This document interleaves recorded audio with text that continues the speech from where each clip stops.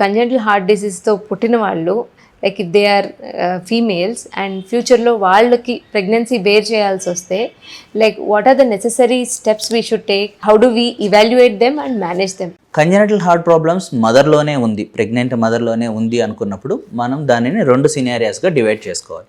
ఒకటి అన్ఆపరేటెడ్, ఇంకొకటి ఆపరేటెడ్. అంటే ఎవరైతే ట్రీట్మెంట్ కంప్లీట్గా చేయించుకొని నార్మల్ ఉన్నారో అలాంటి వాటిల్లో ఎటువంటి ప్రాబ్లమ్స్ ఉండవు. మనం నార్మల్ ప్రెగ్నెంట్ లేడీస్కి ఈ హార్ట్ ప్రాబ్లమ్స్ ఉన్న వాళ్ళకు ఆల్మోస్ట్ సిమిలర్ ట్రీట్మెంట్ ఉంటుంది.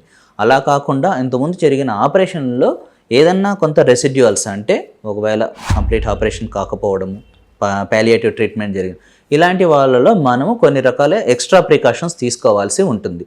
అలా కాకుండా నార్మల్గా ఏదైతే మనం కంప్లీట్ ఆపరేషన్ అయిపోయి ఉంటుందో వీళ్లకు ఇటువంటి ఎక్స్ట్రా ప్రికాషన్స్ తీసుకోవాల్సిన అవసరం ఉండదు. అన్ఆపరేటెడ్ పేషెంట్స్ అంటే ఆపరేషన్ ఇంతవరకు జరగలేదు అనుకోండి, వీటిలో ఎటువంటి ప్రాబ్లమ్స్ ఉంటాయి అంటే కొన్ని రకాల వాళ్ళకు ఏసన్ మెంజరైజేషన్ జరిగేది, ఇలాంటి వాళ్ళకు పిఏహెచ్ ఎక్కువ ఉంటుంది. అలాంటి వాళ్ళని యూజువల్గా మనం ప్రెగ్నెన్సీ అనేది సపోర్ట్ చేయం. అది కాకుండా 3 స్టేజెడ్ సర్జరీస్, ఫాంటాన్ కంప్లీషన్ అంటాం, ఇలాంటి వాళ్ళల్లో కూడా ప్రెగ్నెన్సీ అనేది ఎంకరేజ్ చేయకూడదు.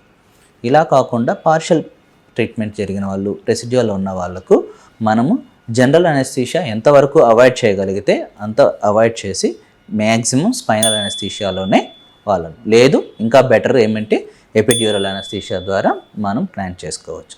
ఇలాంటి అన్ఆపరేటెడ్ పేషెంట్స్లో చాలా వరకు వెజనల్ డెలివరీ అనేది ఎప్పుడు కాంప్లికేటెడ్గానే ఉంటుంది. కాబట్టి మనం అన్ని రకాల ప్రికాషన్స్, ఎవ్రీథింగ్ ఆపరేషన్ థియేటర్లో అన్నీ రెడీ పెట్టుకొని మనం ప్లాన్ చేసుకోవాల్సి ఉంటుంది.